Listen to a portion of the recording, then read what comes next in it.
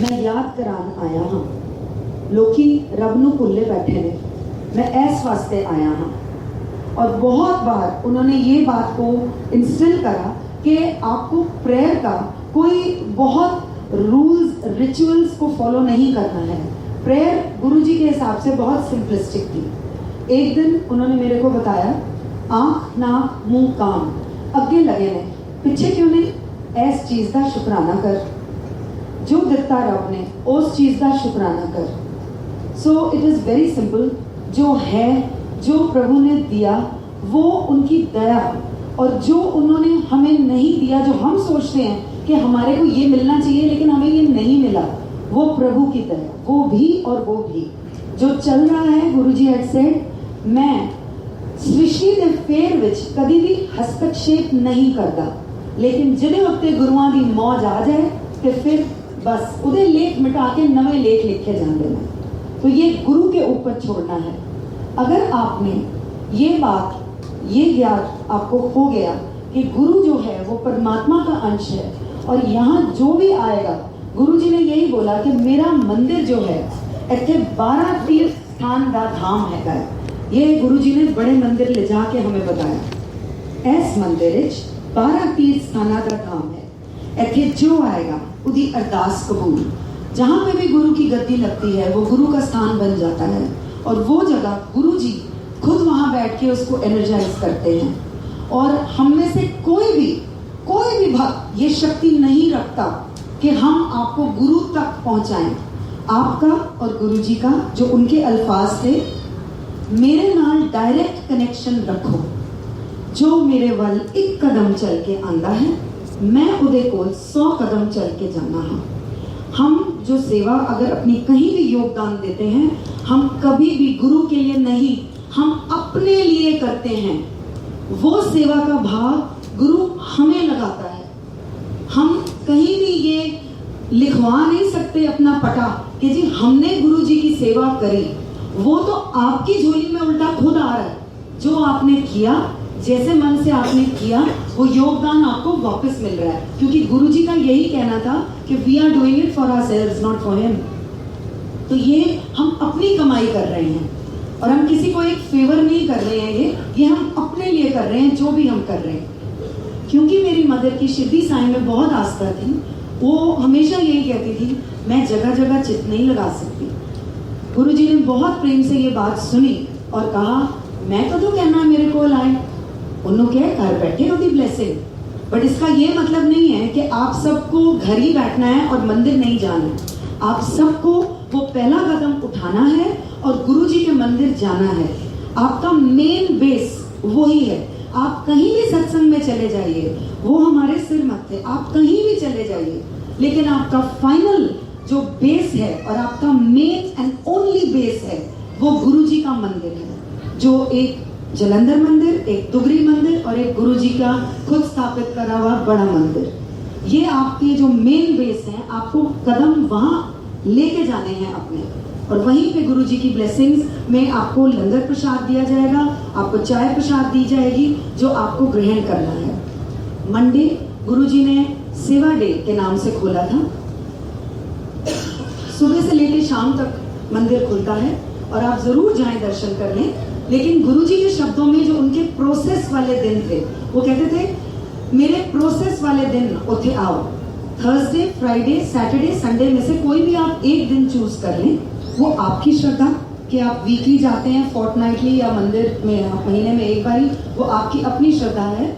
आप जरूर जाएं और वहां पे गुरु जी की जरूर वो ब्लेसिंग्स लें। He had always said, positive सोचो तो पॉजिटिव होता है। पॉजिटिव सोचना, पॉजिटिव मुंह से कहना भी बहुत आसान नहीं होता, क्योंकि जब हमारे जिंदगी के थपेड़े हमें मारते हैं तो हर इंसान हिल के रह जाता है। तब गुरु अपनी गोद में हमें लेता है और गुरु जी आगे चलाते हैं। ये मैं आपको अपने एक्सपीरियंस से कह रही हूँ। गुरु जी ने ना कभी प्रवचन किया, ना हम कोई कोशिश कर रहे हैं कि हम कोई प्रवचन करें, लेकिन सिर्फ अपनी आप बीती आपके सामने रख रहे हैं, क्योंकि गुरु जी के अल्फाज थे, जब आप अपनी आप बीती सुनाते हो और मेरे जितने करे हुए कल्याण सुनाते हो, तो जो बोलता है उसका भी भला, जो सुनता है उसका भी भला। दोनों तरफ मेरी ब्लेसिंग्स चल रही होती हैं। ये कैसे, ये पता करना तुम्हारा काम नहीं है। तो जो मेरा काम है वो सिर्फ बयान करना है कि गुरुजी ने कैसे कृपा हम पर करे। उन्होंने इस तरीके से बताया कि life is not easy. English में उन्होंने ये अल्फाज बोले और उसका बहुत सिंपलिस्टिक सा ये मीनिंग था कि जिंदगी चलती रहेगी, जो जिंदगी में हमारे नफे नुकसान होते हैं वो होते चले जाएंगे। अगर हम गुरुजी की कृपा का पात्र बनना चाहते हैं तो हमें सिर्फ उनकी शरण में आना है और उनके चरनी लगना है।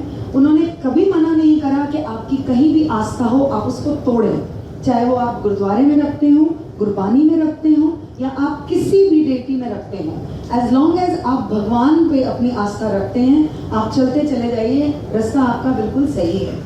और गुरुजी हमेशा हमेशा हमारी बांह पकड़ के हमें चलाते हैं, क्योंकि कहीं भी मुश्किल जब मुझे आती है मेरे पास और कुछ नहीं होता सिवाय गुरुजी के और गुरुजी की ब्लेसिंग के। वो रास्ता दिखाते हैं, वही रास्ते खोलते हैं, वही रास्ता आगे का साफ करते हैं। उन्होंने एक बार ये बात बोली थी किसी मेंबर से कि आगे की दीवार जरूर नजर आती है हम लोगों को और हम बहुत मायूस हो जाते हैं कि वो दीवार हमारे सामने जो है वो गिर क्यों नहीं रही। तो गुरुजी ने यही बोला था कि वो दीवार अगर गिरा दूंगा तो उसके आगे के रोड़े कौन साफ करेगा।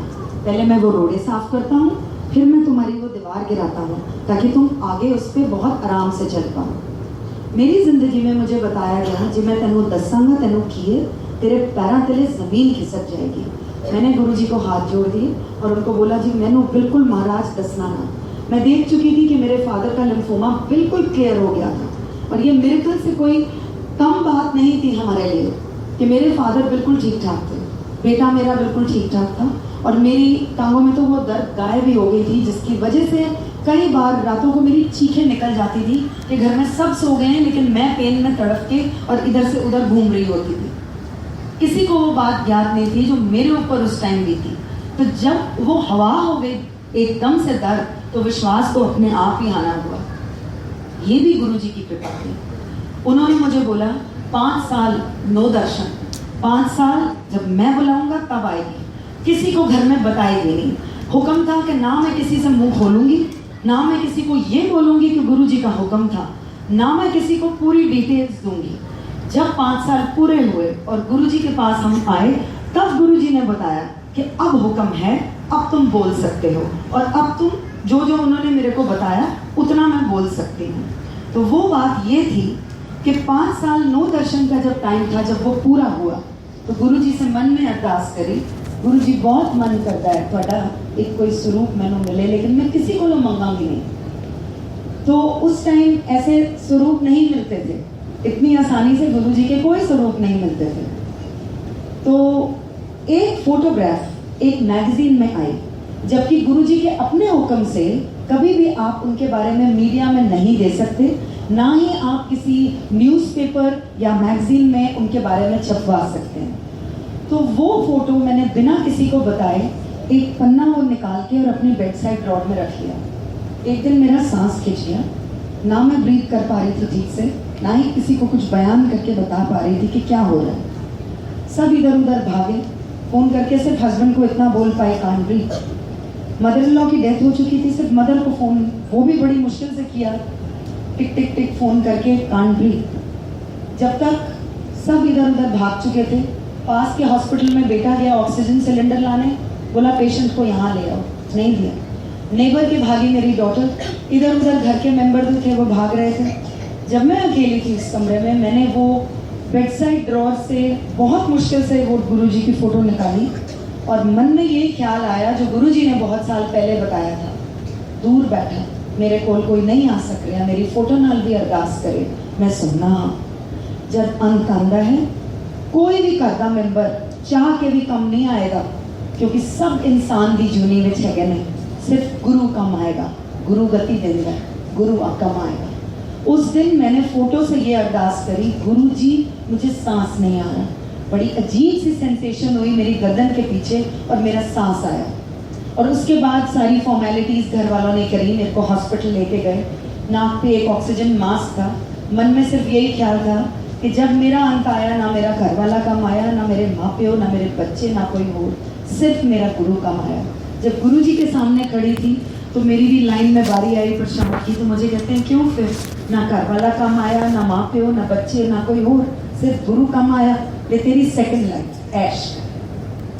सो ऐसी है उनकी ऐश कि एक मरने वाले इंसान को वो खड़ा कर सकते हैं। क्यों, किस लिए, इसका मुझको मेरे पास कोई जवाब नहीं है। ना मैंने कभी गुरुजी से पूछा, ना उन्होंने मेरे को कोई डिटेल्स बताए। उनका सिर्फ एक ही कहना था, just keep your mind aligned with God. आपको सिर्फ भगवान का शुक्राना करना है, सिर्फ रब का शुक्राना करना है, दैट्स इट। लाइफ में बहुत सिंपलिस्टिक उन्होंने नॉर्म्स बताए कि सिर्फ रब का शुक्राना करते चले जाओ, रब नू प्यार करो, खुदे को डरो ना, रब नू प्यार करो। तो आपका प्यार है, आप जैसे श्रद्धा गुरुजी में रखेंगे, आपको वैसे ही वो आपको रास्ता दिखाते चले जाएंगे। तो आपको किसी की भी गो बिटवीन की जरूरत नहीं है। आपको अपने आप गुरुजी से कनेक्शन जोड़ना है और आपको आगे चलना है। और आपको कहीं भी जाके ये मुंह से बयान नहीं करना है कि आपकी प्रॉब्लम क्या है। आपको किसी से वो शेयर करने की जरूरत नहीं। आपका गुरु इतना बड़ा है कि आप जाइए मंदिर में, बैठिए उनके सामने, उनकी फोटो को बताइए, उनकी गद्दी को बताइए, उनको बताइए। वो सब कुछ जानते हैं, आपके बताने से पहले भी जानते हैं, लेकिन आपने वो कदम लिया जो उन्होंने बोला कि आप लें। आप जाएं, आप वहां अपना जितना दिल का हाल है अपने गुरु से हल्का करें। इंसान के पास कोई शक्ति नहीं है कि वो आपकी मदद कर सके। आप गुरु के पास जाएं, गुरु आपको ब्लेसिंग देगा। आप उसी दिन अपना जो लंगर छक रहे हैं, क्या पता गुरुजी आपको हमेशा ही ब्लेस करते हैं। तो आपका जवाब कब आए ये मुझे नहीं पता, ये गुरुजी और आपके बीच की बात है। कुछ बातें गुरुजी ने बहुत मौज में बताई, कभी कहीं बैठ गए तो कभी कहीं बैठ गए, कभी कुछ बोल दिया। तो ये कोई एक प्रवचन नहीं है जो लोगों ने उठा के कई बार एक पूरी कहानी बना दी और डाल दी, नहीं, ये वाकया हैं जो अलग अलग गुरुजी ने बताए। सबसे पहला जो मुझे आज याद आता है और बहुत फॉन्डली याद आता है, कई बार जे तू फील कर दी है फलाना जना तेरे बारे में की कहंदा ते तू ते ओदे कंट्रोल च हो गई। अपने कंट्रोल च होना सीखो। कभी भी किसी के भी बारे में फील नहीं करना कि क्या बात करी जा रही है। देन ही सेड कभी भी किसी की निंदा नहीं करी दी। जे तुसी किसी की निंदा करते हो, वो घर बैठे तुम्हारी निंदा दे पूरी पॉजिटिविटी, तुम्हारी पूरी पॉजिटिव कमाई वो ले जाएंगे। हुएवर दे माइट बी, कोई भी हो वो कहीं भी हो। अगर आप किसी की निंदा करते हो तो सारी अपनी असल कमाई आप उनकी झोली में घर बैठे डाल देते हो। और उसकी एक और चीज गुरुजी ने बताई, उनकी जितनी गंदी कमाई है, उनकी जितनी नेगेटिव कमाई है, वो आपकी झोली में आ जाती है। तो हम अपनी अच्छी तो खो ही देते हैं और उनकी गंदी जितनी है वो भी, उनके मैले कपड़े फिर हमारे हिस्से में आ जाते हैं धोने के लिए। तो ये बातें कुछ ऐसी हैं जो दिल के बहुत करीब हैं और जैसे जैसे जिंदगी आगे चलती है वैसे वैसे वो बार बार ख्याल मन में डालते हैं कि अपने आप को हम सुधारें, मैं अपने आप को सुधारूं और आगे चलूं। जय गुरु।